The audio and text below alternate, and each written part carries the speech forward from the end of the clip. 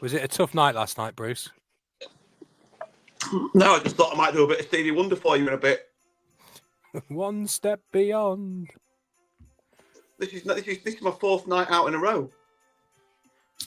We need to have a word about your definition of night out. You're in your spare room. Oh, me and Youngie talked about this last night, mate. This is.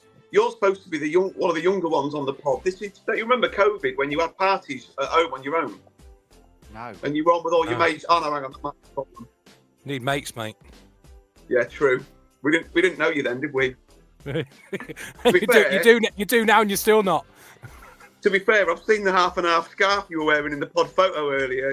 Don't start. You looked at it. Your invite hasn't been revoked. Sorry, Bruce. Half and half scarf. I'm sorry, but Manchester United merchandise. It's a miracle that you're still allowed on, mate. Honestly, That's not an half and half scarf. It was the last game at Gay Meadow scarf. It wasn't half and half scarf. It was half Grimsby Town. It was half somebody else. What else is it? I think we put this to the judge. We put this to the general public judge. Is that a half and half scarf? Bullshit. No, the general public got it bloody wrong earlier in the year, didn't they, Youngie? So I don't think we should be doing that again. Oh, get him out as well. Get him gone. I would say this was like 18 years ago. There wasn't a big thing I about agree. half Chris and half should have never won Strictly.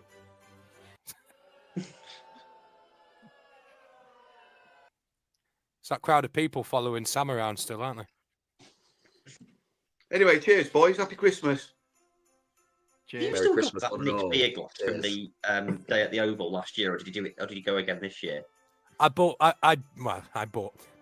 acquired 5 this of is them. a comment. We don't talk about that, Dave. David Williams saying, even an old Merry Christmas. Nice to meet Mike in the toilets in Swindon. Hashtag cottaging.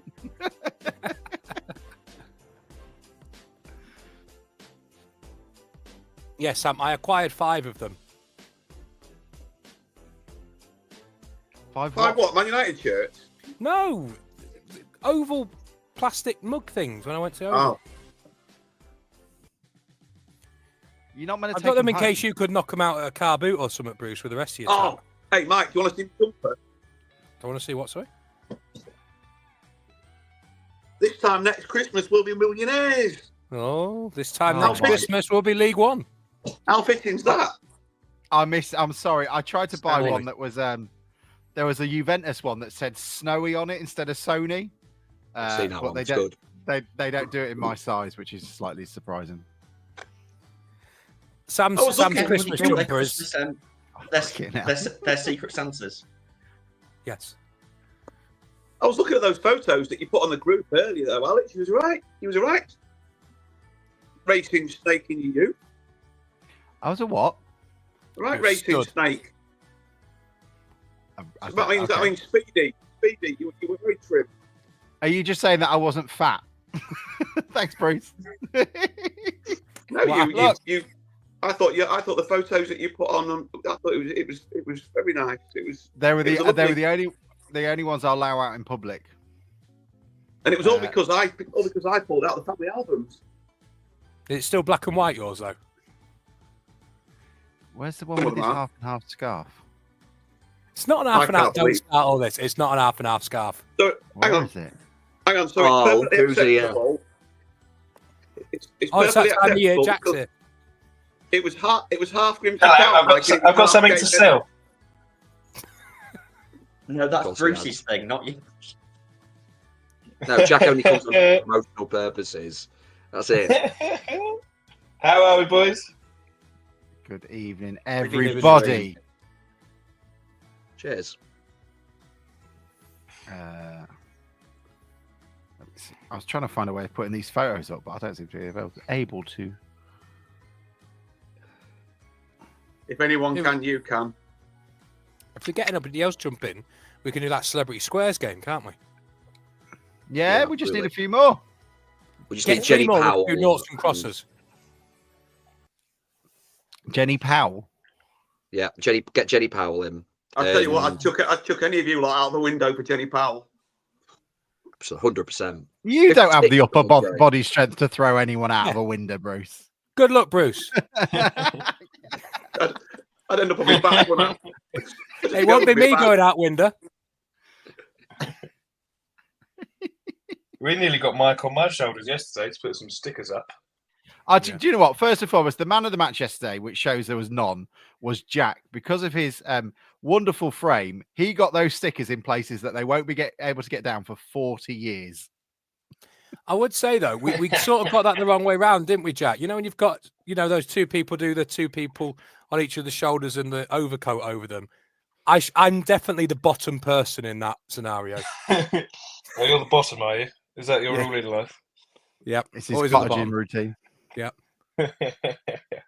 Well, I don't think I'm a feather. I think either of us would have struggled, to be honest.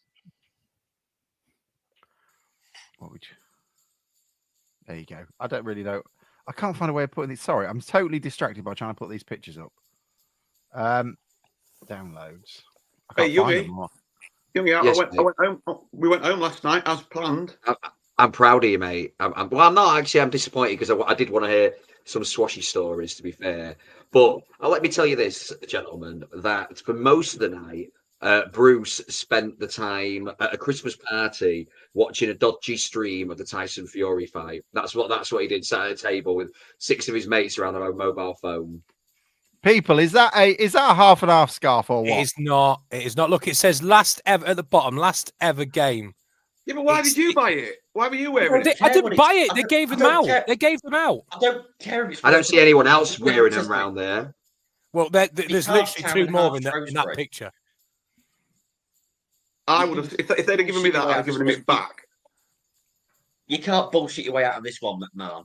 I'm not bullshitting. It's not my fault. You lot talk shit, is it? It's absolutely, you're as guilty as a puppy sitting next to a pile of poo. It's half and half. Jack Spring, your thoughts? It's not an half and half scarf, right? Don't talk absolute nonsense, Sam. So we asked for your best Grimsby Town photos. We asked for your best Grimsby Town photos, and you put one of you in a half and half scarf and one of you in a Man United shirt. You said old photos. See if I can find that one as well for you. Them Nike kits were shit, weren't they? That is up there with the worst home kits ever. Them Nike shirts, awful. Can I just point out, having a go at me for wearing a Man United shirt, Sam still literally supports a Premier League team. At least I grew out of it. It wasn't on its own, was it? I'm on the right. What are you on about? Is that HMS Pistol League that you're on? No, it's. That's why there's a lifeboat there. You know that pirate ship at Bridlington? If you go to Bridlington, it's a pirate ship in Bridlington. Nice. Just shared with you really the best photo I could come up with me because I'm rubbish at taking photos at games, and that's the best I can do. Here we go. What's Sam's one? Sam's going to be in like. Yeah, share your retro pictures. It's from last season, Sam. Yeah, I'm sorry, Sam, but this is last season. Come on, this is a year. That's not even a year ago. It's a flag for Camille Conte, for fuck's sake. What are you, 4 years old? That's retro for me, isn't it? In relative, I've got no photos back of me when I was 6 at the last game at Gay Meadow. I was on at the last professional game. You have. This stinks. I don't want to share any of them. Yes, Bruce. His alternative photo was aged 4, opening a framed picture of Maggie Thatcher. His best present on Christmas Day. Well, the thing is, I believe I am friends with Sam on Facebook, so I'm sure I can find a better photo of him that he's not willing to share. I need to unfriend him now. It looks a lot like Harry Clifton on the right and Matt's right, second right. They're sort of semi-doppelgangers there. Yeah, that's well known. When I first met him, I was like, bloody hell, you look like Harry Clifton. This is a wonderful idea for a podcast, isn't it? Looking through photos. There's one in Sam in a tux. There's one. All right, let's scroll all the way to the bottom. You got any See Fox all photos? Ladies and gentlemen, if you are listening to this on your podcast stream, this is available on YouTube. So if you might want to explore the visual aspect of it. I mean, look at these 6 beautiful boys that are here right now. So if you are listening, oh God, beauty! Get on YouTube. Sam, just a bit. Can you just be a bit clearer than Youngie and like the other week, explain how you listen in the car? I'll give you a very clear indication, Bruce. Piss off. As what is Sam with the Bullingdon Club. They all they all look like Sam at the Bullingdon Club.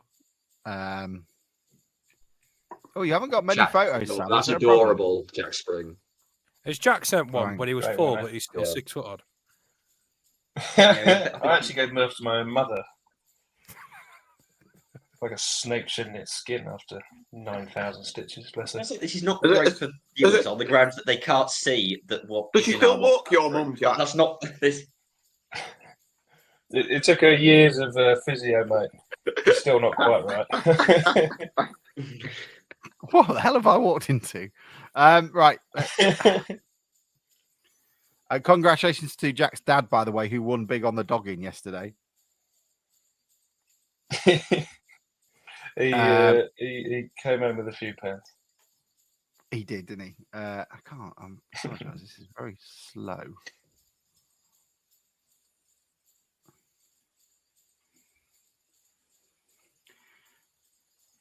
It is Davey, right? Absolutely. Sexy boys everywhere. I can't read that. What did Dave say? It's shit. It's like like a a Chippendale Chippendale meeting. meeting. Oh, Jack's just put an adorable one in. That's not fair. Funny one about Jack, though, is that shirt is now a crop top, I'd imagine, on him. Yeah, I'm not sure. I'm not sure I could get my left bollock into that anymore. It's a fucking bandana. What are you on about? Oh, I nearly shared the WhatsApp group, and there are some people on there I don't think have photos. I'm glad I didn't do that. Right. There's Jack. I can pull up Jack. I can't get Sam's embarrassing photos at the moment.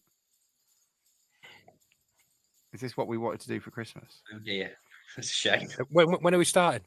I've got a naked one of me.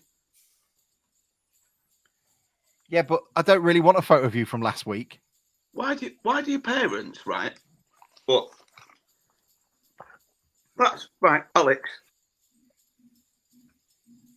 Has it changed now? Do your parents still take photos of you in the nude when you're little? Yeah, there's a photo. I've got a couple of photos of Charlie in the nude, like in the bath and stuff. Right. Well, just get rid of that picture because this is what my parents took of me when I was little, and it might explain a lot. I wouldn't go there.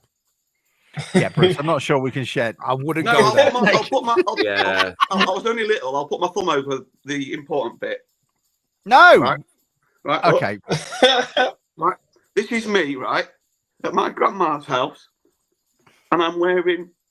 You remember the guy that Gaza went to talk to? Was it Raoul Moat? Right. I've got a submachine gun or something, and I'm wearing some hat, and that's all I'm wearing.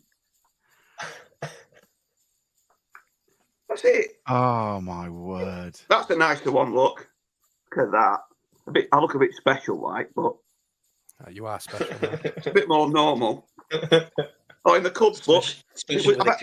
I bet Alex was in the Cubs. I bet Alex was in the Scout. Can you see the difference here? All of our pictures are digital. Even some of the shit, but they're digital. Bruce has got big chalkboards out. Oh look, another nude one. It's got a slideshow. He's taking these off the murals from the church. Here we go. I've got Sam's.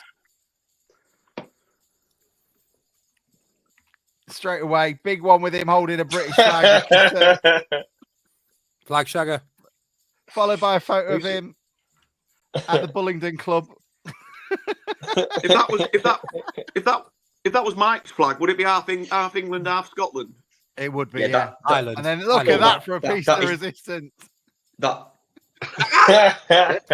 You do know that's not the real Margaret Thatcher. I do know that's not the real Margaret Thatcher. Correct. She was dead Sam long has before got- that was taken. Sam has got a Christmas jumper on here. His Grimsby Town one with a cardboard cutout of Margaret Thatcher. And I'll be honest, her hand is placed in a rather, interesting position. That is gagging for a Photoshop, isn't it? And then there's him there when he's 2 years old. And that's it. I look That was hammered in your that photo. I can't remember that being taken. How is everybody? Should we start the show? Yeah, 'Cause that's... that was almost as bad as the 10 minutes last week. Right, back in 2 seconds. Open wide for some soccer! And now the shipping forecast issued by the Met Office on behalf of the Maritime and Coast Guard Agency at 1130. Go! At 1130. I don't think I've ever wanted to be in a stand more than my life around there. They're going crazy. Hey, they got penalty here. There'll be fish flying about there. There's no tomorrow. What a magnificent piece of football! A really, really good goal. You can't make it straight like that.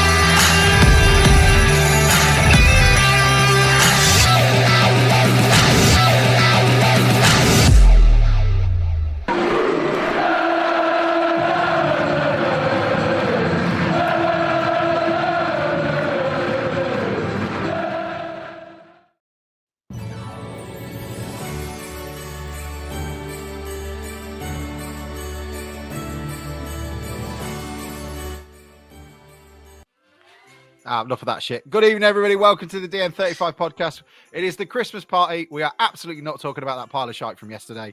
We're going to do our best to avoid it and do things all seasonal instead. Bruce has got his fake Portuguese beer and we're all good to go. Does anyone have anything to say before we start? And then we can get on, really. I'll turn that bedding down. Yeah, we got bedding music. I didn't know. I've listened to this podcast religiously. Had no idea there was a video that accompanied the audio bit at the start. That was great. Thank you very much. The only problem with Jack is just picking out all that could be better. That could be cleaned up a little bit.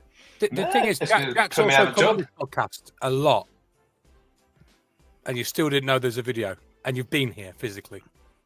I'm sure there wasn't a video last time. I don't know. Mate, it was about a year ago. We were in Alex's front room, wasn't it? Yeah. I don't think we did a proper intro then, did we? We sort of botched it. That's 2 years ago. We never do. Someone says here, Mark Ross says, Bruce, that's not the worst. I've got a pic of you in an RNA kit. You might need to explain what RNA is. It's the Royal Naval Association. I've played for them I was sub for them for a couple of seasons. Sub. That's a naval joke, people. Well, there we go. I suppose we should talk briefly about Swindon. I don't really want to, but Mike, myself, and Jack were all there. As I said, man of the match goes to Jack for putting up loads of Ian Holloway stickers everywhere. Mike, you were there, the more optimistic of the three of us. Jack nearly left after the third goal to get an earlier train back. What were your thoughts on that performance? It's difficult to describe it in more than just saying shit, which is what it was from start to finish. There's lots of times you see a team when they're poor or they're just not on it and stuff. But I've never, not for a long time, have I seen a team just not be up for it. Is what the looks were. And from the first whistle yesterday, we just weren't up for it. There was no intent in the running or the passing or any of our playing. We were just absolute shit. Fought against the win first half, but we've just done that at Morecambe and got a good result. So that's not an excuse, and you can find a way to do that. But you look around that squad and then you look at the substitutes, and there's just nobody wanting to do anything, put a challenge in, put a bit of good play together, grab the game by the scruff of the neck. And before you know, you're 3-0 down. They've missed a penalty at the post twice, and what's the fucking point in going? And what really disappointed me is it's close to Christmas. There was a big amount of fans that went. It's a lot of money. Pockets are tight. And it actually meant something to us with the Holloway connection. And the fans turned up and the players didn't. And that's let us down. I can understand people being poor. I can understand having off days. I can't accept or understand just not turning up, which they didn't. Jack, first defeat since our Notts County away game in September. Was there anything to be taken away from that in any way from what you saw? Were there any glimmers of hope from it? Not really. I think Luca was pretty good. It was probably the earliest I've ever wanted to leave a game of football. It was 4:15. I checked my watch when I'd thoroughly decided I was off, and then we got a penalty, so I thought I'd stick around for another 10 minutes. Yeah, it's pretty. I think everyone had an off day. I think what it does show is, we had 3 players out yesterday, and the keeper, by all accounts, had only sort of trained once. And then, 3 of them gone, and we then feel very, very thin. Like, you're looking at the bench, and there's no one that's going to come on and change the game there. So I think, it was an off day. There's a bug going around. They were shit. I think it shows the thinness of the squad. Like the last few games where we've had our full squad, we've been fairly good. But yeah, it sort of felt like it was over 5 minutes in, didn't it? They went 1-0 up on 3 minutes. I think they hit the post a couple of minutes later, or the bar. And yeah, we never really looked like we were going to do anything, did we? Which was a shame given the occasion, and it brings the unbeaten away run to an end. But you come to expect it supporting Grimsby. It would be frankly boring any other way. Yeah, especially playing Swindon. That was our 4,500th goal conceded away from home, which puts us somewhere like 4th in the all-time Football League list of goals conceded away. So is that not this a bad. season, or? Yeah, just this season, just under Artell. I'll be honest. No one came away with it with any sort of credit for me. I thought they were all pretty poor. I've seen enough this season to suggest that that's just. I'm gonna, if that's a bug and it's been going away, it might even explain a bit of the sort of crew behavior. But we've only had 3 shots in 2 games. I'm sick to death of going to Swindon and being absolutely dicked. They hit the post twice. They missed a penalty. They scored 3 goals, and a couple of their goals whistled past the post as well. We had a penalty and Danny Rose's P roller of a shot, and that was about it. It was thoroughly boring. I didn't particularly like how Artell got snippy at someone asking, "Do we have a plan B?" And he says, "Well, we actually swapped to 3-5-2." I said, "Well, yeah, but you swapped to 3-5-2 after we went 3-0 down, and there was no way of us coming back from it, and that didn't necessarily work that well either. So maybe the question isn't why haven't we not got a plan B? It's like, why are both of our plans shit? Is probably the question we should be answering, because we didn't offer them anything. The crew performance wasn't incredible, but we were up against a tough opposition and we cancelled each other out. But that's 2, not very 4 or 5 out of 10 performances now. That's Christmas Day running on the beach sort of performance for me. Bruce, you had your hand up. What were you going to say? I don't know if I mentioned it last week, but I've been to Swindon twice and I haven't seen us lose. Do you think that's pretty good going given our record there, isn't it? It's your fault. Given your part-time nature, then, Bruce, it's not surprising we've conceded 4,500 goals away from home, then, is it? No. And Bruce been going to since the 1800s, so bloody hell, he's missed a lot of games in that time. Well, I think Matt Dean said on the radio yesterday, I think he said, Bruce, that we've only won 3 times in something daft like 20-odd games in Swindon. So you've seen 2 of the 3. So I think there's a consistent there for sure. I think some of the games Bruce saw, we were called Grimsby Pelham. Yeah, apart from that cheated Mitch Rose penalty, apparently the previous winner was scored by Lee Ashcroft. I mean, that's how long ago it was we last won at Swindon. No, I saw the Mitch Rose pen when Harry Cardwell was sized down. Could have been killed. The box, definitely inside the box. And that was a really good day, actually, because it was a really important game in the context of the season. And then I think I went the following year. I don't know if anybody else went, and we drew 1-1. Luke Hendry equalised. That'd be a no. Draw at Swindon, courtesy of Luke Hendry being upheld as kind of like this was a good day at Swindon, tells you its own story. The bastion of. Yeah, I'm vindicated not going. Why? I was just like you've all said. Really, I did watch it, and I just thought the way that was it Harvey Rogers that got out muscled for the first goal by Tishmanga, and then it just broke to their guy who was running through with no unchallenged in the 3rd minute, and it just set the tone, like Jack said, for the day. It was just like, you might as well go home now because we're not going to get anything out of it. I can't remember how many games we started with Abiku up front, but I don't think we looked like scoring with Danny Rose down the middle. I agree. I think, and I also think that they might be our star players. Do you remember at Morecambe? Didn't we still have? We didn't have Davies and Thompson, did we? Did Thompson start at Morecambe? Yeah, and then Davies come on the bench. Davies has had two terrible performances. I think we've swapped our central midfield, and we chatted about this in the group last night, didn't we? We've swapped our central midfield that's been doing so well for us.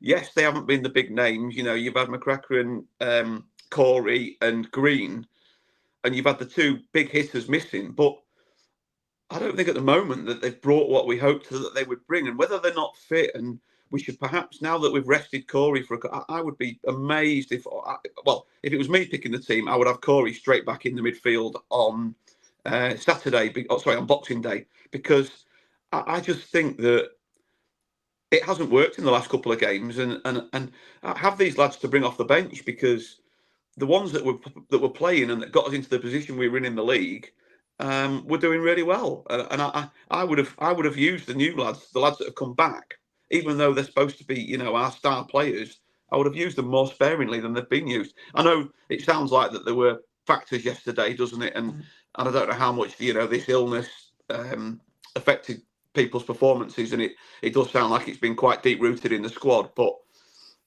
let's see when they've had a rest for a few days. And like I think Matt Dannart said on Twitter, let's hope that this, what a time to be getting a bug through the camp, because it can take weeks to get out the systems properly, can't it? I can understand why he's played Davis, though, Bruce, because I think, go back to the Accrington game at home, I think he pretty much run the game from midfield, and he's had 2 poor games since, so understandably. But when he did come back into the team, he looked really, really good. What were you going to say, Sam? I was going to say that, in fairness to the points about changing the midfield, Corey was looking leggy in the last couple of games before he got withdrawn from the squad, withdrawn from the side. I thought he's barely played professional football before, and then he played a hell of a lot, and I thought it was starting to show on him. And also, we saw in a game and a half with Davies before, and so I understand why he brought him in.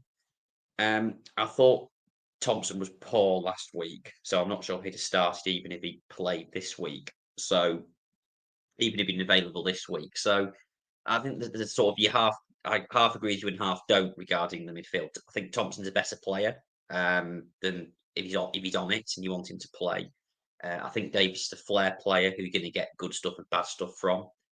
And I think Curry's a young lad. So we have got options in there that we can sort of move about. And I suspect now we've got them all back, it might take him a while to work out which his best combination is. And also that might be a case of which game it suits best. I think there's I've sort of noticed as a fan base something that we're really bad at, and I'll only go on the fishy after a game and look at the just back thread or the back end of the match thread, and we are so extreme in our opinions. And I don't know whether this is a Grimsby Town thing or a football fan thing in general. Obviously, it's entertainment that's like very close to our heart, but fucking hell, we are a hell of a lot better than last season. We can see what they're doing. They're getting there. He's only really had one transfer window that wasn't sort of crisis, stop us getting relegated transfer window.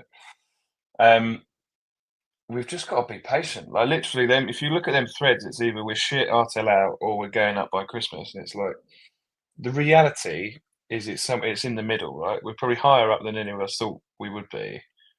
It's just some of the reactions, like on either polls, are just like mental. It's like, look, I'm sorry, but this is the problem. Jack is the level-headed one amongst all Town fans, and if that is what we're leaving with, then we're all doomed to a life of misery. And it's like I don't know how to explain it, but it's like the mad one in the group going, "Let's do something sensible for once." I don't understand it. This is how deranged we are. Yeah, sorry, Youngie.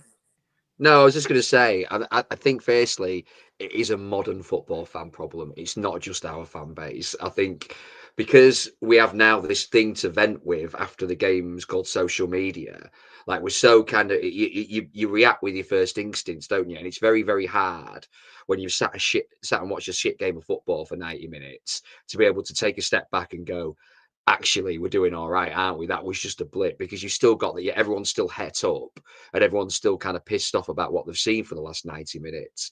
So I think it's only on like kind of Sunday morning or Sunday afternoon, or like this is probably why this podcast is at perfect time sometimes, because actually we've had a bit of time to kind of think about it and rationalize it a little bit more and go, all right, actually maybe things aren't as bad as we are. I think that we are a mid-table team that is slightly probably above what our ability is right now. And we'll get there, I think, but I think because the emotions were so high yesterday, and that everybody wanted to get one over on Holloway, and by the sound of it, so did most of Swindon supporters as well after his post-match interview yesterday. But it's happened. It is what it is. We can now look back on it and go, yeah, we're 8th in the league. We're doing all right. But when you post at 5 o'clock, 5:30, or whatever it may be, when tensions are running at the highest, that's when you're most reactionary, aren't you? Mike can attest. I was pissed off yesterday during the game. I was just a little bit furious. Yeah, fucking furious. It was an You're embarrassing. furious at me for it. Yeah, you were doing your whole, but you were being far too logical in the middle of a game when they've just hit the post again. It's annoying when he does that, isn't it? Be reasonable mid-game. No. It's just no fucking, and as he did it, one of our players. Fuck your reasoning. Yeah, it's stupid. And at the same time, one of our players, a 3-yard pass in front of him, tried to pass it to the bloke in ahead, who then miscontrolled it. It rolled under his feet and went out for a throw. I was like, "Fuck off, Mike! Look at them all." And then you listen to the radio. So look, I've seen this is not the same team as relegation fodder sort of team. They've done enough in away games this season. The performance against Gillingham, the resolute behaviour we had at Newport as well. They play their arse off, and if they're feeling a bit shit and under the weather, we all know what that feels like. You can't perform 100% when you're at a computer. Never mind when you're running around trying to do something. So if you're feeling under the weather, I can completely understand it. If you were not feeling under the weather as a Town player yesterday and you put in that performance, you're a fucking shyster. But the rest of you, I completely understand it and completely get it. We should really talk about the, so I've just had Royston Cropper coming going, cheers for the 3 points yesterday. You've been Hollowayed. Well, Royston, I'm glad you enjoyed your 3 points. Enjoy the National League. Weymouth is lovely.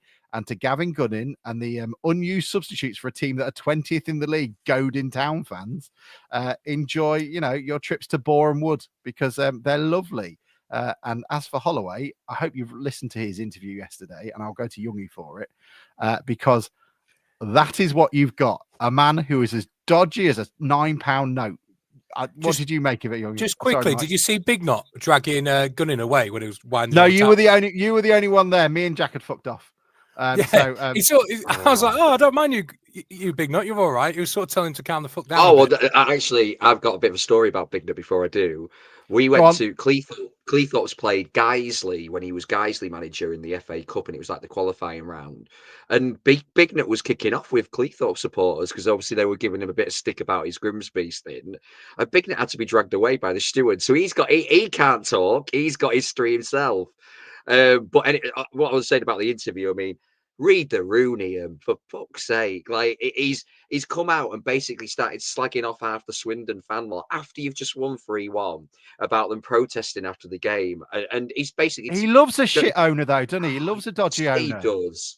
He loves getting into bed with it. And him saying, you've been Holloway. Mate, we got Hollowayed 3 years ago. That's what happened. This ain't being Ian Holloway. We're in the lead tonight now. We're doing all right. We got Hollowayed 3 years ago. That was the shits. And you're getting Hollowayed now. Can you bookmark commenting this thing to repeat back to him when they get relegated in a few months' time? No. Do you know what? I quite like Swindon fans. Yeah. Just go back. Comment back Maybe 6 months later. Maybe Spotify. You can listen on Spotify, remember, everybody. It'll be on the Spotify Wrapped. But I mean, that's enough we need to go through unless anybody wants anything else to add to that game. There's a load of shite. What happened at the end of the? I left a good hour before the end of the game, and I missed any post-match shithousing from Holloway and his mob. Was there any? I'll tell you what he did. He walked round, taking his hat off and bowing like he's a fucking messiah coming back from somewhere. I'm like, you've won your first game in I don't know how long. He's walking around, taking his hat off and bowing to everybody like twat. Very funny. Oh well, you know, it was always the Town way that we were going to lose that game. How dare any of us think we were going to get 3 points? Anybody got anything else to say on it? If not, we'll go and do our Secret Santa, shall we? Yeah, good. Everybody's nodding in approval. Let's move on.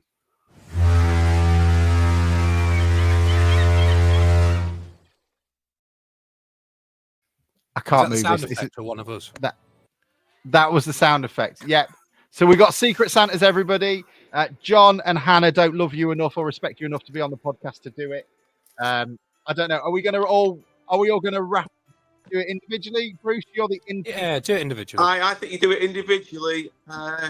This will be good audio, won't it? I think Richard should go first. Okay. Oh, okay. So Youngie's got Bruce. Yeah. After the nice gift that Bruce gave me yesterday at the Christmas party, I look forward to this. Let's have a look. Okay, he says, I love something on here, but what do I love? Let's find out. Okay. Chocolate fingers.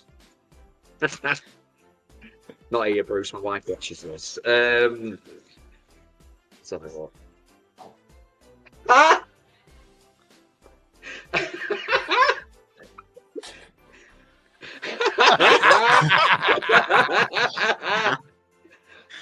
That is so poetic after that rant I've just been on. So Youngie now for those of you listening, Richard's top says, I love her, Ian Holloway. Thank you. Merry Christmas, I knew it. Shit house. Got to put it on and on. Right, Mike, off you go. That's your Christmas outfit sorted, Youngie. So cheers. I can't wait to wear this on Christmas Day. Mine came in the post and it got open, but thankfully my wife opened it and has done it back up, so I haven't actually got it yet. Did she always open stuff that's addressed to you? No, she said there's been a parcel with your name on it. I said, well, open it. I don't know what it is. And then she opened it and she's like, I've put it back because I think it's your Secret Santa. All right, here we go. Right, what we got here? It's a half and half. Oh, fuck off. It's Doug Tharm socks.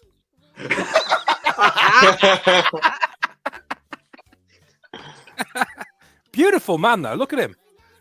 That goes really well. Goes really well with your foot fetish as well, Mike. Yeah. All right, go on then, Jack. There you go. I've got quite a big box. This is the biggest present I think I'm to receive this year. I've got it. I should have done some sort of prep work in the opening. You got a flick knife. You can tell you're from South London how casual you just brought that knife out. You could take the lad out of Croydon. Yeah. I won't go out now. I know you're down here. Here we go. It certainly smells. Oh, here we go.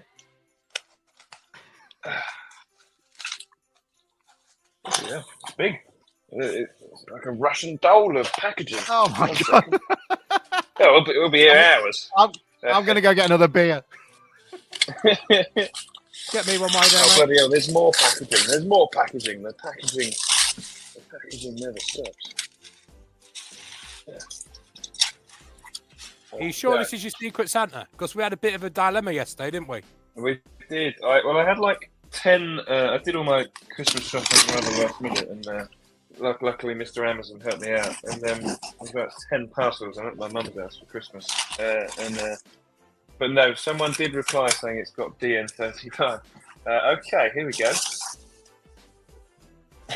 This is the start of it. Think safety first, last and always. What do we got here? Some sort of helmet. Oh yes, look at this. It's a Big Jack safety hat. Is that because you're a helmet? Yeah. Wonderful. Look at that. As the irony somehow gone straight over his head. I like this. This will become it's a genuinely useful gift. Thank you for whoever Alex. Whoever got me this. Oh, hang on. I don't like being. He's in a rush, isn't he? He's in a right rush. Bruce knows what he's got. Oh, whoever's wrapped this has done a good job on it. Fucking hell. Even the music's run out. Oh, hang on. Do you want me to do some other one? There we go. What the fuck is that completely wrapped up?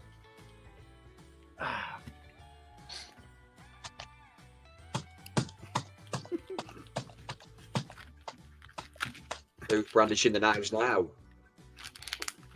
Goes So down he's not south. far from South London, is he? I'll tell you what, youngie. if I needed a knife, I'd have to go to the kitchen. Get up north. Absolutely. This better be a naked picture of Alan Poughton. Bloody hell. What we got? Oh, he's fully clothed. As my solicitor has already told you, please leave me alone. Best wishes, Alan Poughton. Never. Thank you. That will go up on the wall in the living room. Pride of Bruce. place. Right. It's going to go above the bed. I don't know if I'm a bit like Jack. I don't know whether this has got something else inside it or whether it's. Oh yeah. It's good audio, isn't it? Right. I reckon. Look. I reckon this is from Hannah. Yeah, that's good wrapping. It'd be wrapped Properly in a Tesco wrapped. carrier bag if you did it. Tin foil. Tin foil's always the best Show one us, because it show us just that molds handwriting. around Show it. us that handwriting on the front again, Bruce. Bruce from Secret Santa. Yeah, that. So Hannah knows who everybody's got because she administered it. What we got? Yes. Homer in a bush. The Homer Simpson meme in a bush. Go on, Bruce. Get your top off and get it on.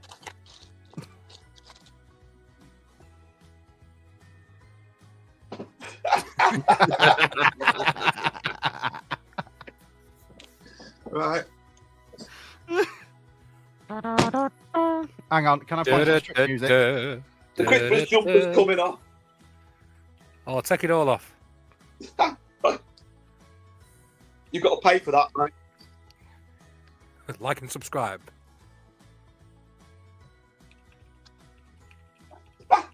That's brilliant. I do like that.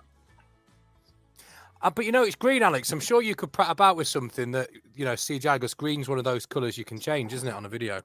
Thank Yeah, you, Santa. absolutely. You could put him anywhere. Right. Thank you for that. Very fitting. Have we got Sam left? Go on, Sam. Go on, Sam. Let's see.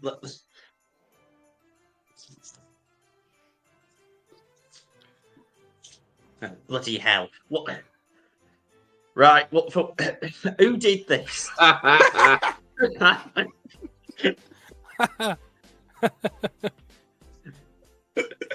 For legal reasons, I'm going to withdraw from comments. So I've got a WhatsApp from that person. So can you open up? There's a dedication for it for you, Sam.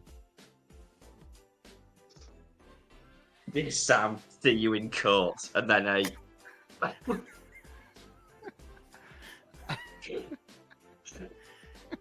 Oh. Very good, Mike. Getting Very sued. I think we've all done well. Yeah, I love it. What's he say very good mic for?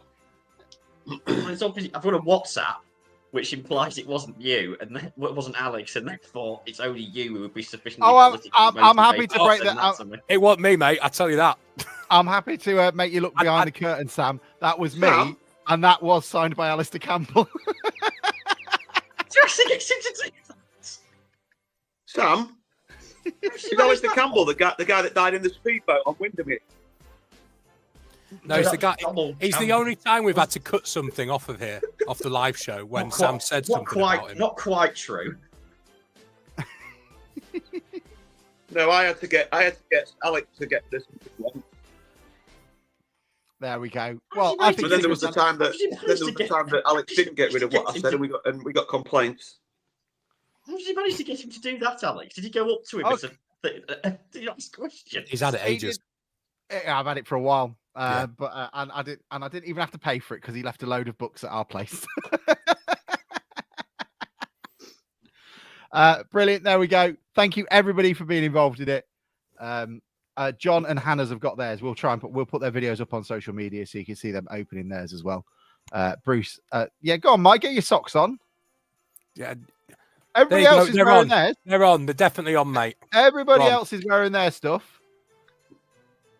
I can smell Mike's feet from here. Keep your socks on.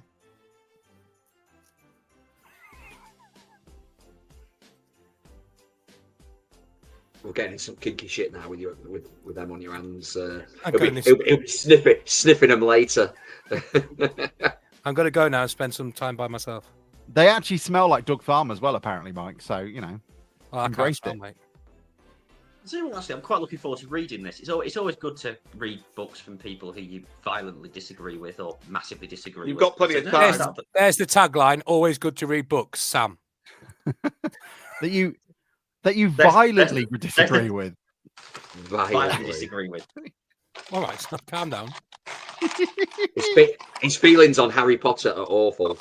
Oh yeah, it's terrible. And there you go, people. I hope you enjoyed that audio feature of us all opening presents. So what did we all get? Should we recap what we all got? So I got a wonderful signed picture of Alan Poughton threatening legal action. Mike got Doug Tharm socks to replace his normal wank sock.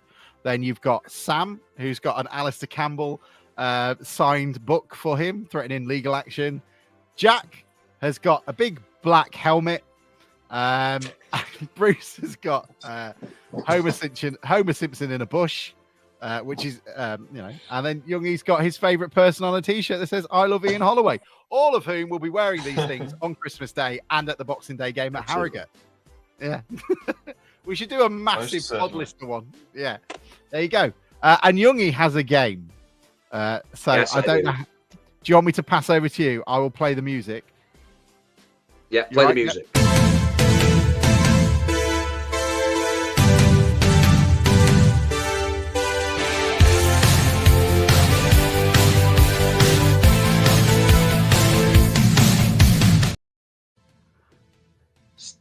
Very 80s, isn't it? It's very 80s, which I love. I'm a big fan of that. Bullseye was back tonight as well, wasn't it? So it feels quite apt that we've gone back to the 80s. So anyway, this is the second game of Youngie's Know Your Numbers. So what I'm going to do tonight is we have 2 semi-finals and a final. This is like the Radio Times Christmas edition. It's bigger and bolder for the festive season. So I have selected 3 squad numbers from the season 2000-2001 to the very day. Basically, it's an elimination game. We're going to do, if you get it wrong and the next person gets it right, you are out. And I'm going to give you a squad number, and you've got to tell me players that played under that squad number. So I'm going to do it the way I can see it right now. So we are going to do, say there's 5. Alex, are you playing on this? If you want me to embarrass myself, I'll go for it. Or do you want me to okay. No, we will do then. We will do the top row for the first semi-final and the bottom row for the second semi-final. So it's Alex versus Mike versus Sam. So basically, you need to tell me players that played under the squad number 5. So number 5, we'll start with Alex. Matt Haywood. Matt Haywood is correct. 0809. Sean Pearson. Sean Pearson, correct. He had 2 spells with the number 5 shirt. Sean Pearson is correct.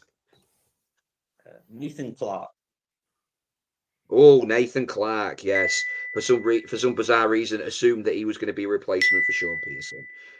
That's when we knew Russell Slade had lost it. Okay, next. It's still going. Sorry, it's still going. Oh, hang on. Turn that off. This is like when I went to get my hearing aid.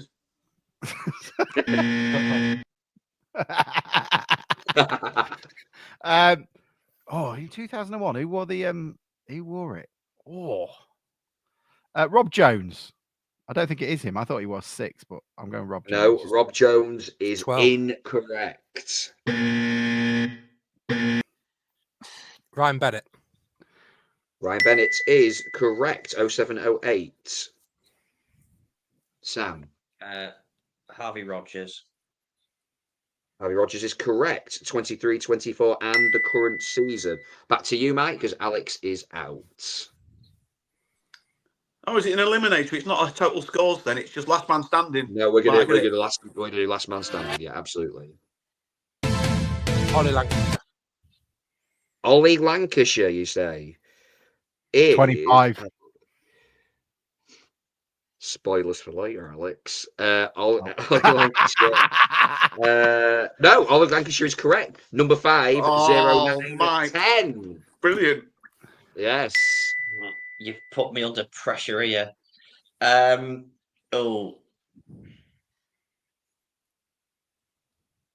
Nick Fenton. Oh, he says Nick 06. Fenton and is correct. 0607.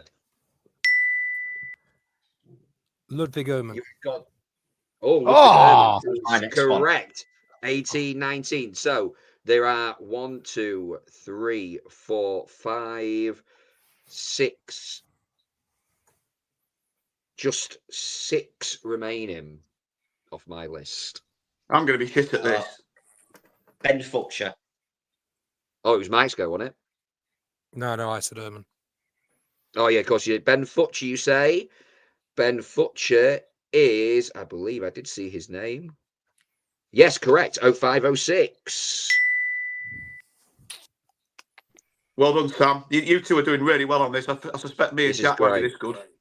This is a great game. Oh, A quick game's a good game. Nathan Clark. Absolutely. No, you What don't know was that. Yeah, Sam, you need to get this right to win the game, to win this round. Darren Kempson. Oh, fuck off. That was second choice. Oh, Darren Kempson at the back post. 10-11 season. The winner and the first finalist is Barrack, everybody.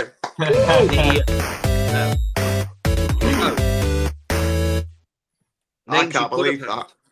I can't believe that.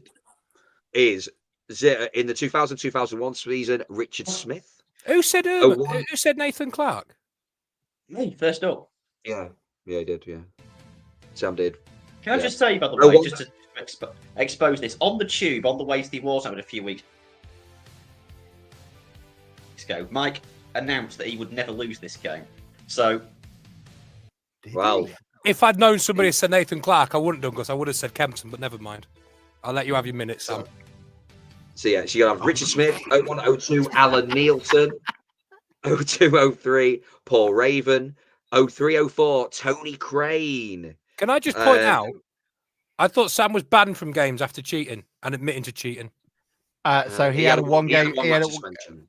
Yeah, he had a 1-match suspension. As I believe, didn't you as well, Mike? Or who else had the suspension?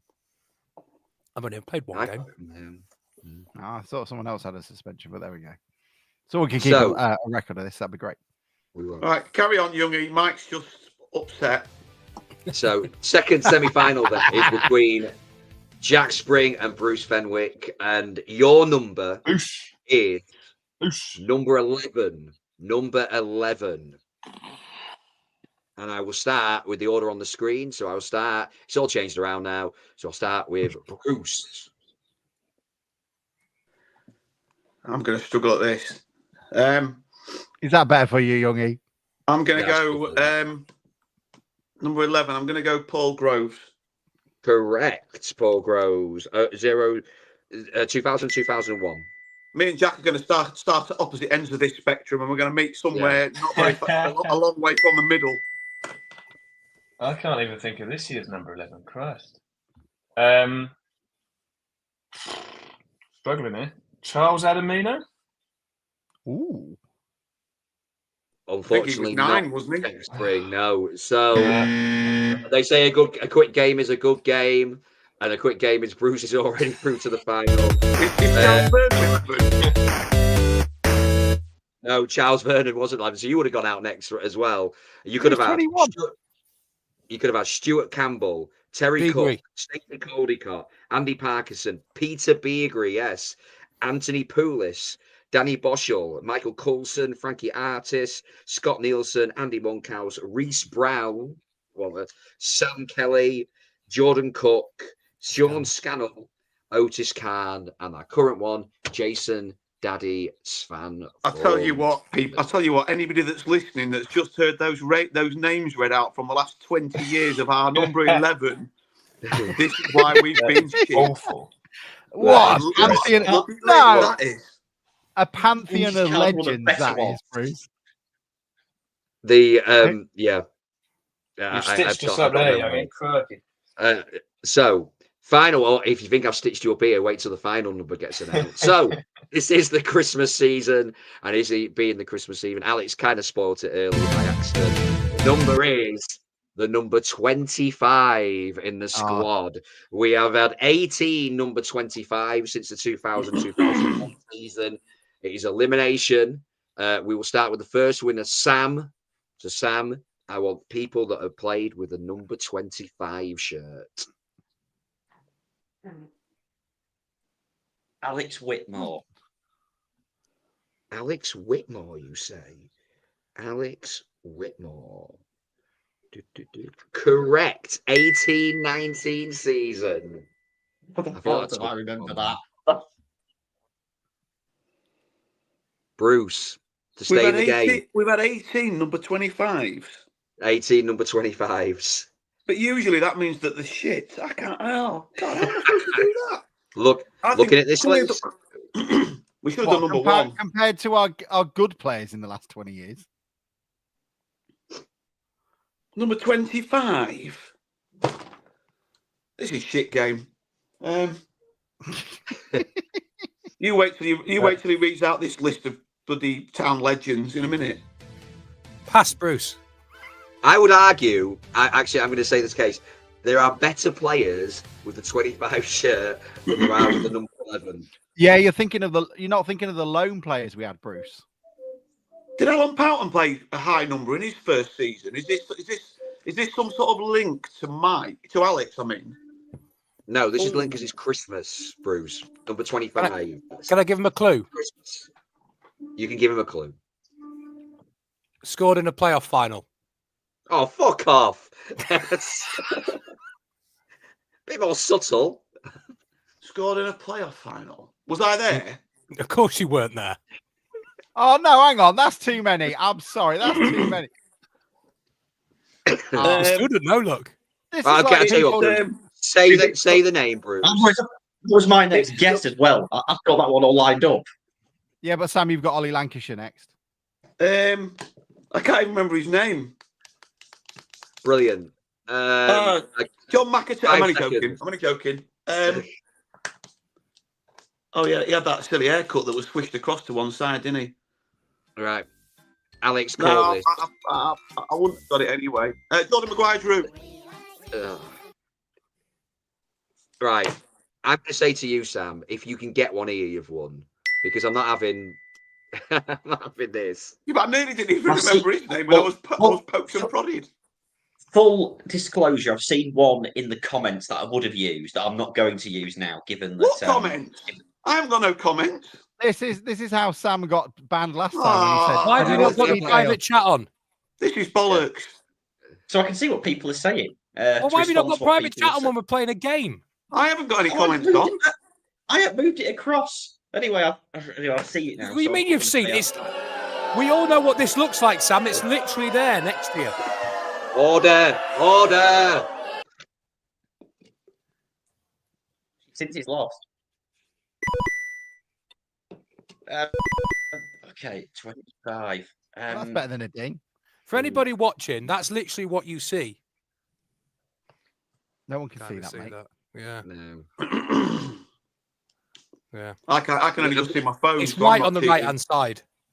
I think I'm going to give you the game anyway, Sam, because Bruce got the biggest hint ever and still struggled to get it. So I think I am going to declare you the winner anyway, Sam. I think it's only. I don't want to win by default. I want to win properly. Okay. Donovan Wilson. It's correct. There you go. Donovan Wilson is correct. Bruce, come. Just for argument's sake, would you have known another number 25 after Donovan Wilson? Can I give him a clue? No. Number 25. No, because they've all been shit. I've seen good town teams, haven't I? Well, I'm going to surprise you here, Bruce. So Sam is our winner this evening. Some But decent I'm ones. going to surprise you. Yeah, absolutely. Bradley Allen, Simon Ford, Greg That's Young, Mike Edwards, the best one of all, Glenn Downey. Also, Paul Ashton, who has got the record of having 1 game, 1 goal. James Hunt, Rob Hell of a Atkinson. batting average. Yeah, Luke McCarthy. Remember him? Thought not. Kane Wynn-Farrer, Matt Robinson, remember him? Max Wright, Martin Wolford, and obviously you've named Whitmore, Maguire Drew, and Donovan Wilson. So Ollie Lancashire wasn't The a fact that I can name Alex Whitmore and Donovan Wilson is a bit of a concern. But Ollie Lancashire was Oh, number yeah. 5. I said him the last one. He did, yes, he did. Different- I different thought I ones saw his different name, but years, Ollie Lancashire wasn't one. Yeah, he was at the number 5. So, congratulations, Sam. You are the Christmas winner. Number 1. No, Christmas number 1, Sam. Christmas Yeah, he's number like one. lad. He's like lad, baby. We might have to go all Man No. City though and put asterisk next to his name. Yeah. We'll go all Max Yeah, Verstappen on him. I've You would have got you it if fair you want and for Michael square. Massey in the comments here. I've beaten you fair and square. Oh, I said full disclosure. I've seen one in the comments that would have. I could have said that we would. So I deliberately wasn't going to use that one. So for, at least this time, there is absolutely no ambiguity whatsoever. I am the total and unadulterated. Right, Sam, just stop talking and just enjoy your moment, but don't, because Do you you're know just what? sticking a I'll hole be now. honest, Bruce. That's really interesting because that's what a lot of the podcast reviews say.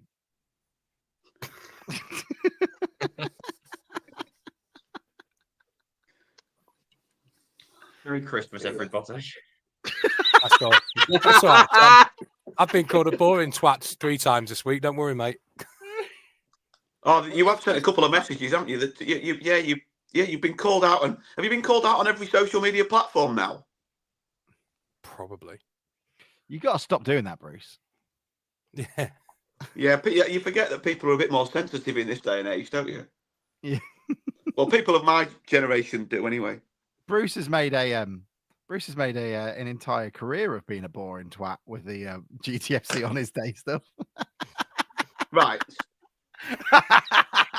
You come back to me. You come back to me when Sam's got a job.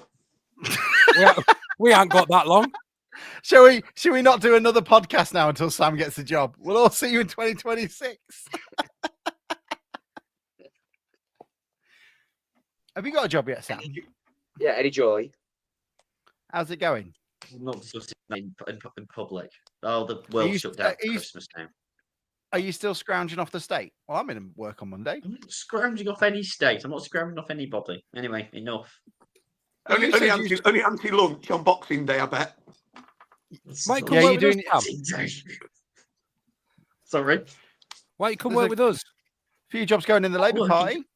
I'm absolutely not. They wouldn't want me. Oh, I meant literally like What's- our company, but What sort of self-respecting Labour MP is going to want me to work for them? If I was a Labour MP, I wouldn't employ me. well, John McDonnell probably won't you? Sam, are you? Anyway. It looks like I'll be around on Boxing Day. Is anybody around at the game for a few drinks after, maybe? After this week, absolutely fucking not. Yeah, not after. I could come and see you beforehand, maybe Bruce, but not after. I've got There'll still be a bug going got- around. We've got a family do on Boxing Day evening. Right, you're having that on The- Christmas Day. No, we're having another one on Boxing Day. You're having 2 Christmas dinners. Who do you think you are, the Vicar of Diddley? Bruce, you know when we said I've got a family do on Boxing Day? Well, he's got to have it on Boxing Day then, isn't he? No, but surely your family do's on Christmas Day. Boxing Day's for the Have we football. Can I just check with everyone here that everyone has someone to spend Christmas Day with? Yeah. The sort of Yeah. thing that I'd imagine that I'd turn around and Sam's eating beans on toast on his own. Oh yeah, we're all taking the piss out of him. If you haven't, Sam, you can come to my house, all right? listening to Thank you, Lonely mate. This That's very much Christmas appreciated. on That's repeat. very much appreciated, mate. All Thank you. by myself. I do think me and Mike are going to do a South London watch party of the Boxing Day game, aren't we? Well, yeah, I've got to move the television from the bed in Bordeaux. You keep it Otherwise, there, we're going to son. have to You cuddle keep up it and there. watch it, mate. Yeah. With You bring that It's hard not out, very mate. often. You bring that out. It's not I'll very bring the often I can socks. be. I want to be Little Spoon. It'll be a rare treat. Well, I'll tell you what you'll have as well, Jack, is you'll have the Doug Tharm socks on either side of the bedpost to wrap your hands and wrists in. Hey, at least you've got your hard hat now for when he's trying to put you through the headboard. Oh yeah, what a sight to leave our listeners and watchers to over the festive period. What a thought. Mike in his Bristow double was- arm socks trying to put Such a powerful Matthew image. through the headboard. Can you imagine I'm it? looking far too forward to much doing body. I'm looking forward to doing it at the match on New Year's Day at Accrington, because on New Yes. Year's Eve, Jack and the Mazdams are coming to Doxbyers for the New Year's party, which I am DJing. So I will be sober. I have a feeling that the Mazdams and Jack Spring might not be. So I'm going to start the recording kind of on New Year's Eve into midnight. And then we're just going to see what the next day withholds. It could be, it could make for riveting listening, or it could. It's going to be great. I'm actually I've convinced my in-laws to come to the first ever Grimsby Town game on the 29th. So my family and Alana's family are all going to Blundell Park, and they came to the All Town on We premiere. Probably were the only people in the cinema that didn't know the ending. So they were hollering and whooping. It was great. So I've told them that every game's like that. Every game will be like the Wrexham game. And Well, it's Jack, if that's Mediterranean sort of weather.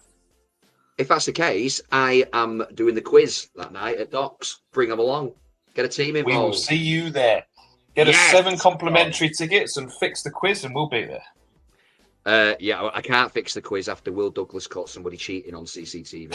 On True story. CCTV. Was Yeah. it John Thunder? Was Sam there? Was he? Yeah. So basically, So predictable, Mike. You see, just I got I won. I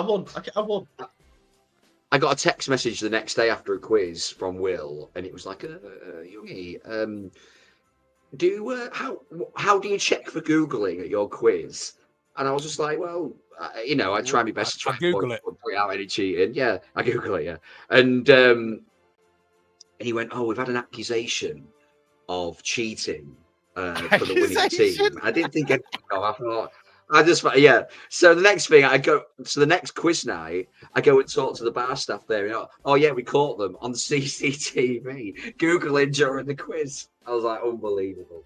I love the idea that you should now start, Yogi, publicly shaming the people that, like, if they get caught, 100%. the bar staff should come over and bring them up so they can win like a special prize, and then they just be publicly admonished by everybody in the bar and kicked out. Yeah, 100%. I'm well in. Or they have to buy everyone in the room a pint, and then they're allowed to continue to play. Yeah. I think so. Oh, I think they're all fair punishments, but yeah, cheaters never prosper. Remember that. Unless Unless you're trying to win penalties at Swindon. Unless you manage, yeah. Unless you manage Swindon. He never prospers in the end. My boy. Your boy. You better wear that. Are you going to wear that on your New Year's Eve dance party or whatever it is? You've got to wear that. No, I'm going to wear it when we play Swindon at home in the Binders. See how long. Just one picture of you and him outside the main stand. Yeah, absolutely. When we were sending the photos earlier, there is a photo on my Facebook of me and Holloway, and I was just like, should I send it?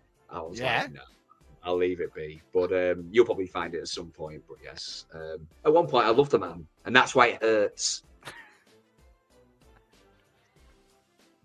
There we go. That's why it that's hurts. quite funny. Anybody for anything else before we go off for Christmas? I feel like we've cheated everyone because the first 15 minutes were not top quality pod material. Is it? No, they'll know by now what to expect. That's true. If you've not, if this is your first time, we do apologise for the last hour. Well, I don't know. The quiz was all right. Except we don't really, because next time we're on, we'll do exactly the same thing. Well, I just want to wish then everyone a Merry Christmas. I hope you have a fun time. Happy Hanukkah, whatever. Merry Christmas to all of you. I hope you get what you want. If it's a jet ski, Jack's already gone.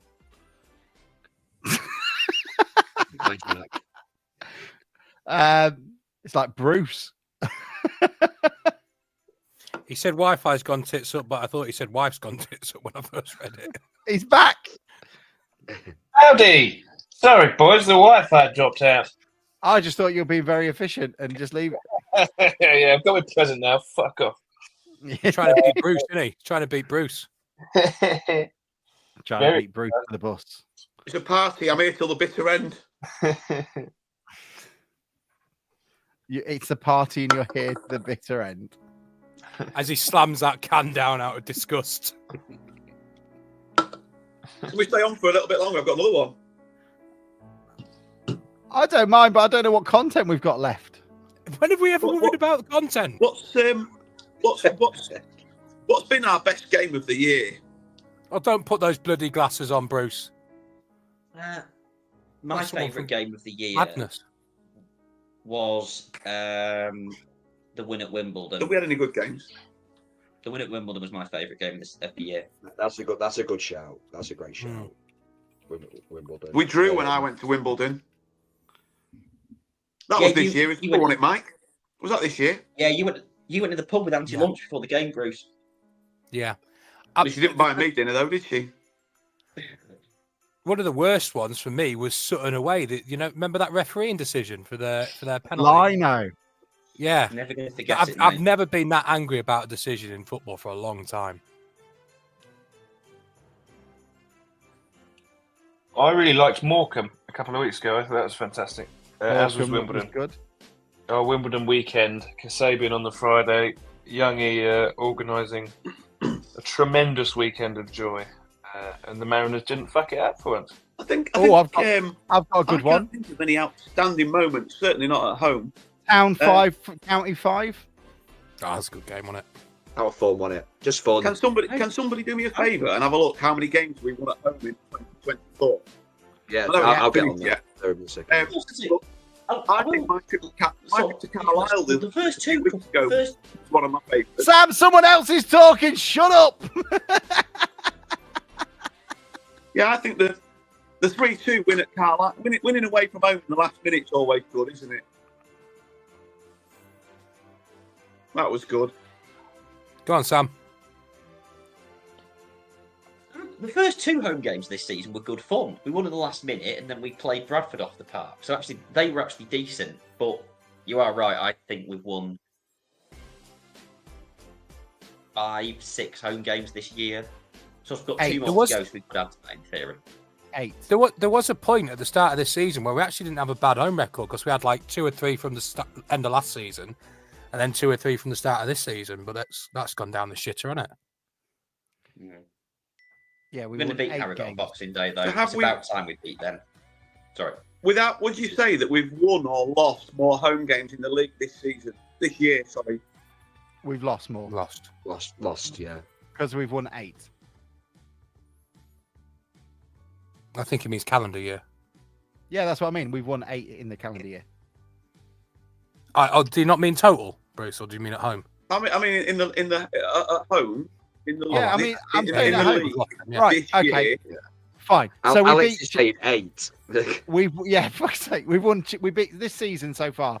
We beat Cheltenham, Bradford, Bromley, and then Accrington at home. So that's what 1, 2, 3, 4. Thank you, Bruce. We'll always have Bromley. And then last season in the calendar year, we beat Swindon at home, we beat Newport County at home, we beat Milton Keynes at home, we beat Forest Green at home, and we beat Crewe at home. That's 9 then. Is that 9? That's 9. Oh no, hang on. 8, was that was that a purposeful leave off of the Dons bit on the Milton Keynes bit, or was that by accident? No, it's purposeful. They're not. Well done. Well done. So we're brilliant at home. I wouldn't call 8 at home in a year. Get your money's worth. How much is a half a season ticket? 300 quid this year? It's the same price as a full one, isn't it? Apparently. Pretty much. Yeah, it's an absolute, who doesn't want to see Rakiel Pike come on to save the game? As he works through that Portuguese knockoff beer, whatever it is, he gets more and more sarcastic as he goes, doesn't he? Mariner Halley trying to bring it back, saying Artel says about the pitch being the demon of our home form. What do you think it is with the pitch? I think it's got Town on it. I think that's the problem with it. It does look a bit shit. Yeah, but it's got Grimsby Town on it. That's the problem. It's not. Have you seen the football that Alan Buckley's teams used to play on that pitch when it was shit? Yeah, exactly. Only from your videos, mate. I see some of them, and I'm like, how the hell did you used to play any football on that? So, they were good. By modern standards, it wasn't a problem. Yeah, I think they're just not used to it, though, are they? These days. As I watched George McCracken miss a ball that was trickling to him from 3 yards away and then goes out for a throw. 5 yards to the right to look at a bubble that was nowhere near it. We talked earlier about. Do you think about you were talking about how reactionary fans are now to results, and I completely agree. And I mean, at the end of the day, we come on every week. And you can't say something was good when it was bad, can you? And we're reacting every week to what's gone on the day before. Do you think players are more inconsistent now than they were 25, 30 years ago? Or do you think it's always been because they're more up and down as well emotionally? So it's harder for them to. Maybe they take things to heart more than blokes did 30 years ago. Maybe, yeah. Are you saying our form is too woke? Yeah, probably yes. Do you think though they're being asked to do more technical things, which in comparison are maybe harder to do? There's obviously examples where that isn't true, but the modern football as a whole is a lot different from football 10, 15, 20 years ago. I think modern football leans itself into more athletic people rather than people who are good at football in the lower leagues. They would rather have a bloke that can run quick and then, hope he can control a ball rather than a fat bloke like a Lee Trundle. Yes, Bruce. What would happen now? Everyone's tried to, in the last, I would say in the last 5 years, no matter how shit you are, you try and play like Man City, right? Which is a problem at the moment. which is a problem for your average footballer in the Championship, let alone it's a problem for Man City. So what would happen if somebody? I mean, you lads won't remember John Beck, but he was master of the long ball at Cambridge, and it was very successful. You mean long grass in the corners and stuff. So is somebody going to come in and go, do you know what? Let's just put it in their penalty area because they've got Harvey Rodgers and they've got whoever, Cam McJanet, Doug Tharm, whoever, and they've got fullbacks Warren and Hume that can't defend crosses. Let's just get it in Grimsby's mixer and see what happens, because 9 times out of 10 the keeper will come and flap and concede a goal. That's exactly what. Is someone going to go back and play? Is someone going to go back and play Route 1 again? Because is someone going to change it at some point? I think teams that still do. Bromley. I think Swindon did yesterday, and that's probably because of the win, but they were very direct yesterday. What were you going to say, Youngie? I remember Barrow came to Blundell, but when they got their result at Blundell Park, everything was big ball, set pieces, play for set pieces. Even Crewe to an extent. I know Crewe played a little bit of football, but generally, both of their goals came from long ball counter attacks. That teams still do it, and if you look at it, we do look like we talked about it at the beginning of the season. We are a small team, and there will be teams that dominate us. In fact, I'd even argue Swindon kind of did that to us yesterday. They had a big physical forward line. I said in the group chat to you, and I think the one thing I will give credit for Swindon for was that I think that forward line, if you get Tishmanga and Smith going, that's a very good forward line in this division. Like if you get Tishmanga to the player that he was when he was at Boreham Wood, Smith's a classic old school centre forward. That's all they'll do. They will play 3-5-2. They'll play big direct balls into the box, knock-ons. Thank you very much. It still happens, Bruce. And I kind of agree with you on bad teams doing it. You even get it in the Premier League. Southampton only a couple of weeks ago tried to play it out the back against like Liverpool and Man City. They've conceded about 5 or 6 goals this season just because they're trying to play out the back and they lose it. So it is a gamble. I mean, if you get it right, it's brilliant. But if you get it wrong, you just look stupid, don't you? Well, Yeah. Tottenham did it twice on the other night against Man United, didn't they? The keeper fucked up, and then Liverpool, you know, the best team in England at the moment, they did it for you know, this afternoon. They passed it on the edge of their own penalty area and it got intercepted. It's high risk, and at our level, I think when you score, I'm not saying we've conceded a lot of goals from it, because I don't think we have this year compared to last year playing out on the back. And I'm not trying to pick holes, and we're eighth in the league. You know, all right, by the time teams have played games in hand, we might be 11th or 12th. But I'm interested. I'm interested to see in another 3 or 4 years whether teams are still playing like this, or teams have said, you know what, bottom half of League Two, we're not good enough to do that. We're going to mix it up more. And like you say, maybe teams do, and I just see what we're trying to do. But there's certainly, and it goes back to the question, doesn't it, whether we've got a plan B? And at the moment, we haven't got. I don't think we've got a very effective plan B. We seem to replace like for like with players when we make subs. And I know we'd nearly finished and we've gone to a different conversation, but we do. This is the most football conversation we've had in about 6 months. So, you know, I'm proud of all of you. Someone talk about tits or something. Bring it back. Bring it back down to our level. Who shut their pants? Sorry, anyway, what you doing Christmas, Mike? Somebody talk about Jack. Oh, I could do that all day long. Don't you worry. How many of those stickers? You got them so high up, they will not be able to get them down for quite a while. Not. I wonder if they'll be there next season.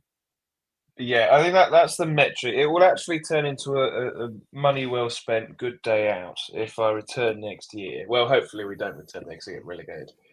But we get them in the FA Cup first round, and we go back there and they're still there. Then all will be forgiven. Especially considering Mike paid about 85 quid to go, 60 quid on the train, and then 25 quid on the pitch. I spent about 200 quid yesterday. It's atrocious. I put my biggest ever gamble. I was so confident we were going to win. I put 50 quid on us to win, which I only ever put a five. No, I only ever put a five on. I was so confident we'd win. I was like printing money, and then we were 5-1 to win by more than one goal. And I saw that, and I thought, "Oh, that's worth another tenner." So I had 60 quid on us to win, and it didn't go very well, did it? Why are we doing that again? Bruce, what were you going to say? Just one last question before we go, and it probably would be more pertinent. Is pertinent? Is that the right word? Suitable. On the next pod before the new year, but we're doing one during Christmas. That's dedication from us. We're eighth in the league. How much up and down is that more than we all thought we would be? And I'll go first. I thought that we would finish somewhere around about probably. You might prove me wrong on the pod, but I thought. So if somebody goes back, but I thought we'd finish. I'd have been happy with 12th to 14th this year. I think and with games in hand that other teams have got, we could well be down in about 11th or 12th. But I think we're probably 3 or 4 places above where we are. The inconsistency frustrates me, but like Jack says, hopefully we'll iron that out. But yeah, anyway, over to you guys. How are we, above or below where you thought we would be? Yeah, above. Yeah, well above. During pre-season, I was sitting there thinking, if we get 22nd or above, that'll be decent. So way hell, Sam. I thought top half of bottom, the top of the bottom half. I thought so. 12th, 13th, 14th. Sam's going around high-fiving everyone because we finished 19th. Yeah, but was that just after the election? Just goes to show, doesn't it, how low my expectations are after years and years of being beaten down by crapness in League Two. Cheer up, Sam. I mean, for me and Sam, this is like the highest I remember us being. I sort of vaguely remember the near promotion season, but I would have been like 9. And yeah, like this is. I know for you guys, it's a bit different, but for me, when we were 5th last week in League Two, I thought, "Oosh, this is very exciting." I've never seen us play higher than League Two. No, really, I can't remember us. All of my best days out are in the conference. All of them. Oh, sorry, apart from the Southampton game in the cup, I guess. This is not very Christmassy. No, I think we are above where I thought we'd be, and for the first time. I'm not going to mention his name, but when Mr. H was here before COVID, there there was a distinct style of play, and you could see Yeah. what we were trying to do. And we have that again now. And that's the most optimistic thing for me. Like, it never happens overnight in football, especially when you're not chucking billions of pounds at it. And you can see what we're doing, and you can see we're still very light squad-wise. When we get a couple of injuries, it all goes to tears. But I am as optimistic as I can remember myself being, really, about the Mariners. There we go. I think January will be interesting because we've got a plan, off the pitch now. It's not going to work every time because we are in League Two. Well, it doesn't work. It doesn't work every time in the Premier League, does it? When you're Man City, not every player comes through does good. But no, I'm interested how our recruitment goes over the next couple of seasons. It's still bloody frustrating. Last week or the week before on the pod, I sort of said, let's try and enjoy this because for the likes of you guys, some of you, it's the best you've seen. And then we go and lose 2-0 at home to Crewe when we've got our hopes up and we could go into the automatics. That's still frustrating and that'll always be frustrating. But hopefully, with the right recruitment in this window or the next window, we can pick up that consistency and we can make a genuine attempt at promotion to get out of this league because you guys deserve, and the fact the young fans deserve Grimsby to be better than what you've known. Oh, I need to put the Christmas music back on.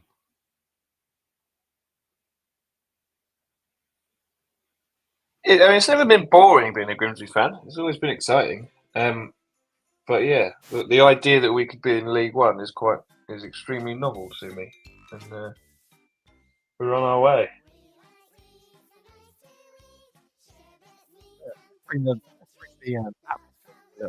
Mike, what did you want to say?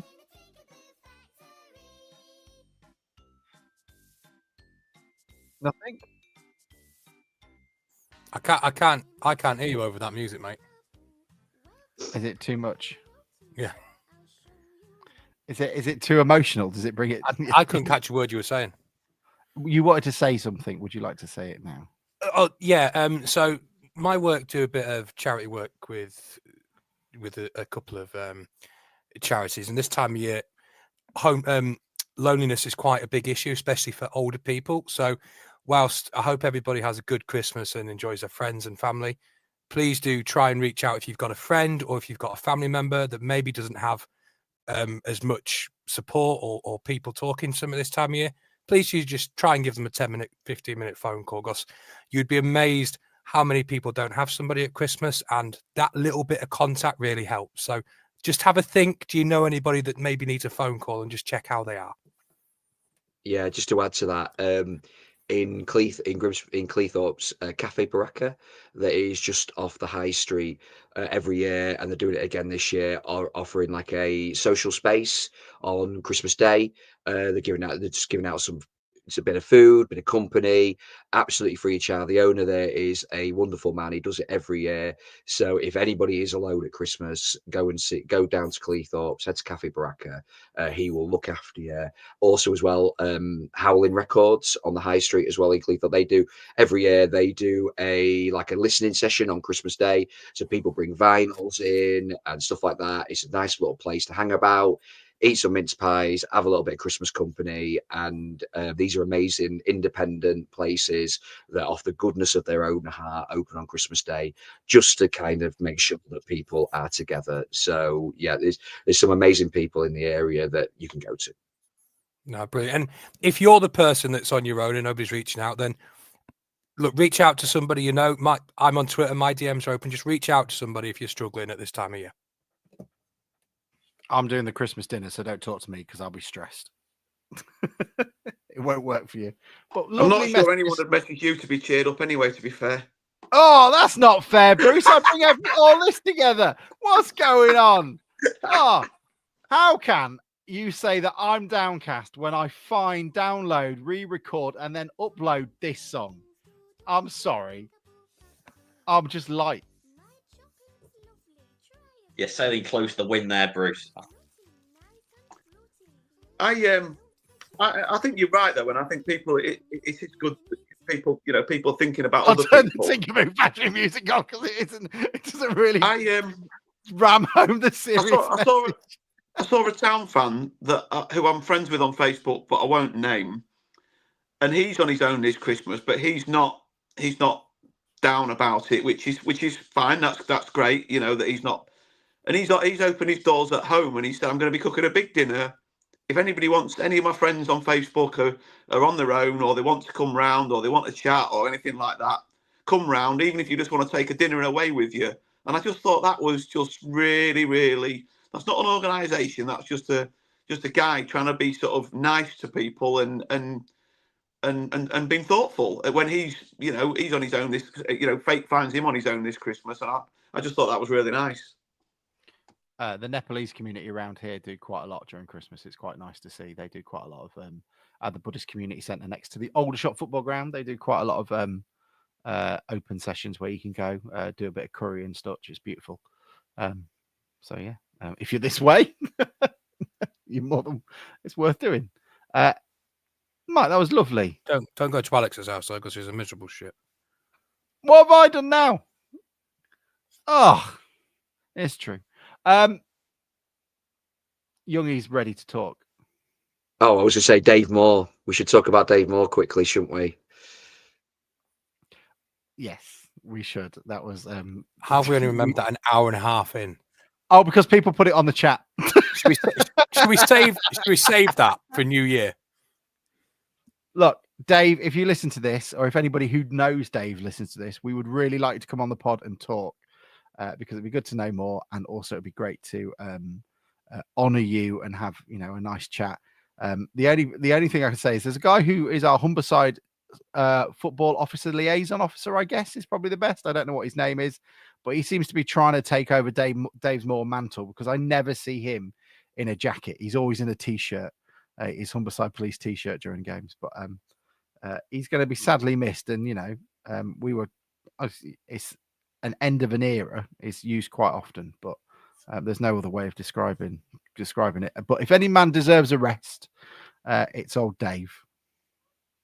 Or I Dave. had the pleasure of interviewing him for All Town Aren't We? We probably chatted on camera for about an hour, and obviously, so I think some of the best snippets are his lines in it. I'm going to try and dig out the whole interview, and with his permission, share it because it was a brilliant chat, and some absolutely wonderful lines in there.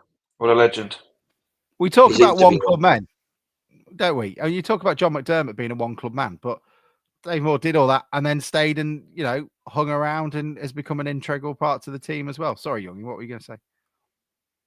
I'd say his interview is brilliant. The one the club have put on the YouTube channel, it's fantastic. And it was like when he's talking about his memories and that the story about him and Hursty and Doigy sat after the first Wembley game at the club until 7 o'clock in the morning, going to Brown's breakfast after. Great, like no, and every manager that's worked under him loves him. They've all said it. Like every single manager loves having him about. The story that Buckley sacked him originally when he first came in '88 as youth team manager, but when he came back for the third time, Buckley told him how he appreciated so much that Moore never slagged him off publicly or never had a bad word to say for him, and he was happy to work with him again when he came back to the club. Just a brilliant club man, and not just a club man, because he has played for other clubs and he's obviously managed Scunny as well. But I think the one thing for Dave is he's a Grimsby man. And that is the big difference. I think that he's not somebody, forget the club part of it. He is part of this town. He's an absolute stalwart Grimbarian. And he's going to be missed on match day. But it'd be great if we could get him in for an interview, because I can imagine some of the stories. He's got like 3 or 4 generations of players that he's worked with, which is both as a player and a kind of a coach or manager. Just brilliant. His stories must be incredible. Absolutely. There we go. And I'm sure Dave will talk about that time, when he goes to the club and he saw Bruce there, in his mid-30s, taking him around the ground and stuff.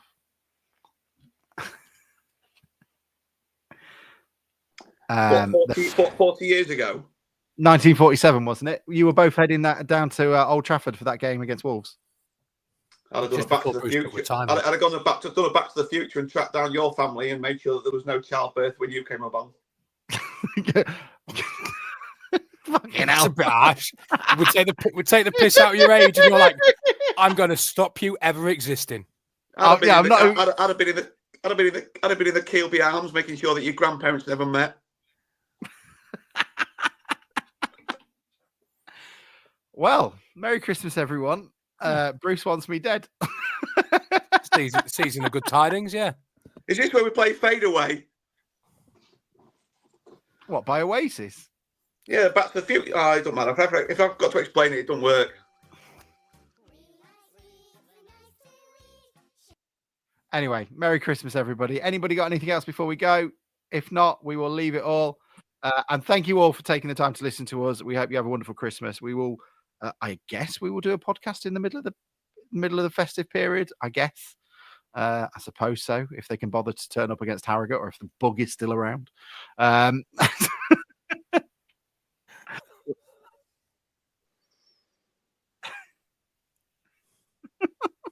Tacklebury says, so Bruce gets a time machine and Hitler isn't his first target. Hey, Hitler, I share a birthday with Hitler. Have I told you that? Adolf, I'll get round to you later. I've just got to go see Green first. Yeah, I've got to stop these two people from banging in the back of a Birmingham car park. I've decided, Adolf, there's a bigger dictator than you. Yeah. Have you seen this WhatsApp group? I'm coming for you, Hitler, but not till I've been to Keelby.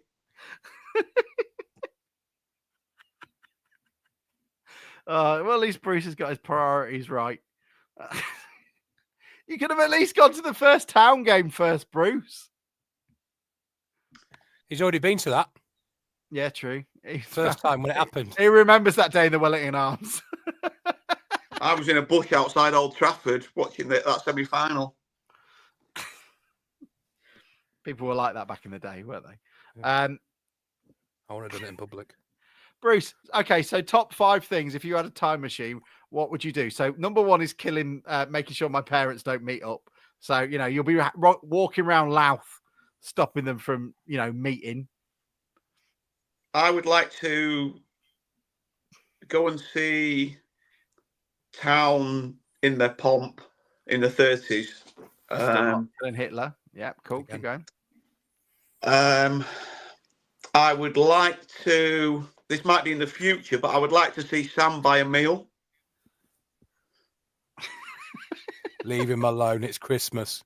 Everyone's getting the next night from Bruce, aren't they? Sorry, yeah, I'm been a bit cantankerous, aren't I? What would I like to do? So you've got 2 left. And neither one of them, the 3 you've already chosen, none of them were Hitler. Yeah. So you've probably got 1 left. Got a lot of infrastructure done. Got a lot of infrastructure done, Mike. Railway lines all over Poland. I think the joy in the country on VE Day must have been nice. That would have been. But I actually don't you think again? It's amazing? That would then mean you wouldn't have to do it with Hitler. Don't you think it's amazing? Hell of a party. Don't you think it's amazing how they used to build castles and that in the old days, and that they're still standing 500 years later, and yet your Barratt home falls apart after 6 months? I'd like to go back to that sort of era when they were riding around on horses and stuff, Robin Hood and that sort of thing. I think. Hit summer wine.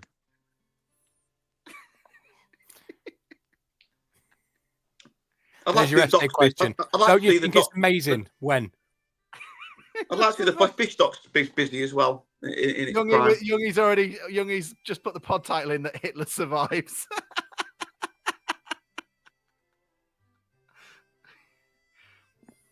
Yeah. I suppose I could have got rid of him. Bruce invades Keelby. Yeah. Hey, Adolf, let me bring you down to Louth. You ever been to the Turk's Head? Hell of a night out. Actually, I could have introduced Adolf to your grandma, and that would have killed 2 birds with 1 stone. Can't call my grandma a bird. He only had 1 ball, Bruce. Oh, this is go. This is with this. We need to go. We need to go. This is a 2-ball job. This Bruce. Oh my God.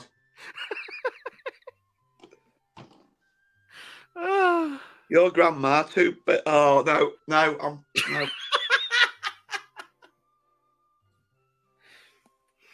On the anniversary of my grandma's funeral, let's talk about this.